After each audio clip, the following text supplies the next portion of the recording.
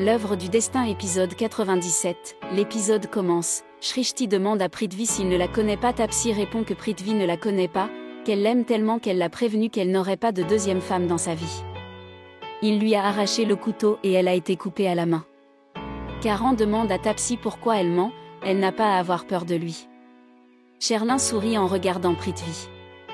Karan demande pourquoi Tapsi invente une histoire. Tapsi demande s'il a projeté sa vidéo. Tapsi pleure en disant que son amour pour Prithvi était unilatéral. Tapsi nie tout et dit que tout cela n'était que son imagination. Karan craignait que tout le monde ne croie Tapsi. Dans le couloir, Tapsi s'excuse auprès de Karan, ne pouvant plus rien partager avec lui. Dans le hall, la mère de Prithvi demande à Karan s'il est heureux d'insulter Prithvi maintenant. Preta dit que Karan n'était qu'un bon ami. Sarla dit que Karan et Preta sont amis et que Rishabh et Karan sont comme sa famille. Elle souhaite seulement que Karan et Prithvi se débarrassent de toute différence. Karan et Prithvi s'enlacent. Preta se sent mal pour Karan. Prithvi va se rafraîchir en faisant signe à Sherlin. Il la serre dans ses bras et la remercie de son aide. Preta s'approche de Karan et dit qu'il est un perdant. Karan dit qu'il ne perd jamais, c'est seulement à cause de la stupidité de quelques personnes. Si elle veut le Karan luttera, elle doit rompre les fiançailles. Il dit que Prithvi est une mauvaise personne et qu'il est si rusé qu'il se débarrasse toujours de la situation. Il prend son mensonge pour la vérité, et la vérité de Karan se transforme en mensonge. Preta dit qu'il n'y a aucune raison de croire que Prithvi a tort. Karan dit que c'était son erreur d'essayer d'aider Preta, il est perturbé en pensant à elle. Preta lui demande de lui sourire, ne peut-elle pas exiger cela d'un ami? Karan dit qu'il ne veut pas que Preta se fiance à Prithvi. Il verrait maintenant la valeur de son souhait pour Preta.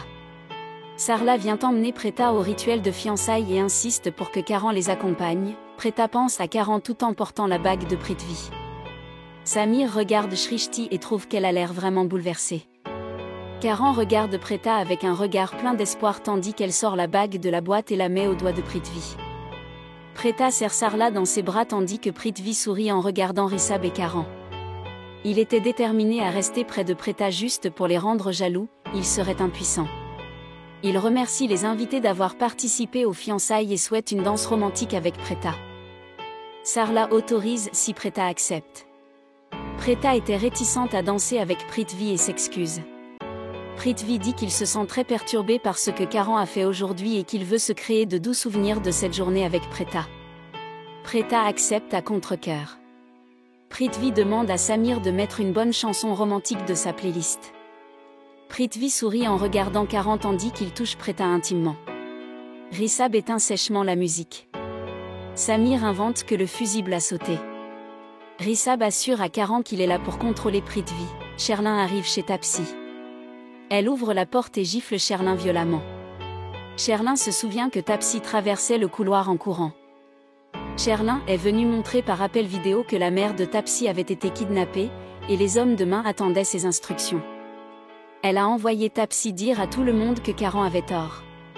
Sherlin l'a prévenu que si Tapsi la surveillait à nouveau, elle serait témoin de ce que Sherlin ferait à ses ennemis. Elle a apporté des billets d'avion pour qu'elle et sa mère puissent quitter l'Inde pour un temps. Prithvi arrête Karan devant le hall et le taquine, le traitant de perdant. Il dit avoir prévenu Karan de rester loin de lui, mais Karan ne l'a pas écouté. Finalement, Karan est reparti bredouille. Karan affirme que Prithvi a peur de lui et parle à voix haute pour cacher sa peur.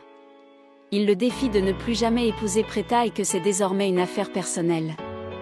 Il met Prithvi au défi d'impliquer Preta dans leur dispute et monte dans la voiture. De retour chez elle, Preta demande à Shrishti pourquoi elle est contrariée.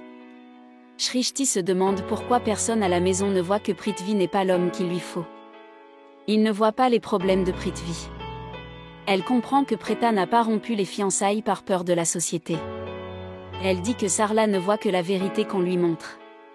Elle dit que Prithvi est si rusé qu'il a refusé toutes les preuves. Ils ont souvent le pressentiment que quelque chose de mal va bientôt leur arriver. Grand-mère était venue dans la pièce et avait tout entendu. Shrishti dit à Preta d'écouter son instinct, elle comprendrait pourquoi elle ne devrait pas épouser Prithvi. Grand-mère intervient et interdit à Shrishti de lui parler de Prithvi. Preta est maintenant fiancée, et ce n'est pas grave si Shrishti n'aime pas Prithvi, après tout, il ne la marie pas à Prithvi. Shrishti dit qu'elle suivra son instinct et appellera Karan Jeju. Chez Luthra, Karan et Rishabh étaient assis ensemble sur le balcon. Tous deux pensaient que Preta n'avait pas dû se marier avec Prithvi. Rishabh dit qu'il a eu l'espoir, grâce à la vidéo, qu'ils rompraient leurs fiançailles. Karan était en colère contre Preta, une idiote qui ne se soucie que de la société et du monde. Elle n'était pas convaincue de rompre ses fiançailles. Rishabh dit qu'une personne comme lui pense pouvoir épouser Preta, mais elle est prise au piège d'une fausse relation avec Prithvi. Karan demande qui est cette personne. Rishabh dit que c'est lui, un homme ordinaire comme lui. Il traite Preta de femme mûre. Karan répond sèchement qu'elle n'est pas mûre du tout, qu'elle ne comprend jamais la situation. Mais quoi qu'il en soit, elle est vraiment gentille. Tout le monde l'aime. Il se vante d'être une personne très gentille et a décidé de prendre soin de son ami. Rishabh demande à Karan de lui faire part du plan la prochaine fois, il verra alors un autre visage de son frère. Il était déterminé à devenir un peu différent maintenant. Le lendemain matin, Shrishti prend le thé des mains de Sarla. Grand-mère demande à Shrishti si elle a réussi à se calmer. Shrishti répond qu'elle a toujours été calme, mais qu'en vérité, Prithvi était et sera toujours un partenaire incompatible avec Preta. Elle considérera toujours Karan comme sa Jeju et se moque de ce que les gens pensent de son consentement. Sarla vient demander à Shrishti d'aller chercher des pommes de terre au marché. Shrishti n'était pas prête et demande à Preta d'aller en chercher. Preta n'était pas prête non plus. Shrishti se lève et Preta accepte finalement de partir. Dans la pièce, Sherlin était irrité par l'arrivée de Prithvi. Elle lui dit avoir appelé Tapsi pour lui demander quand elle quitterait la ville. Tapsi lui avait dit qu'elle avait envoyé sa mère dans un endroit inconnu et qu'elle ne quitterait jamais la ville. Elle craignait que leur véritable identité ne soit bientôt dévoilée.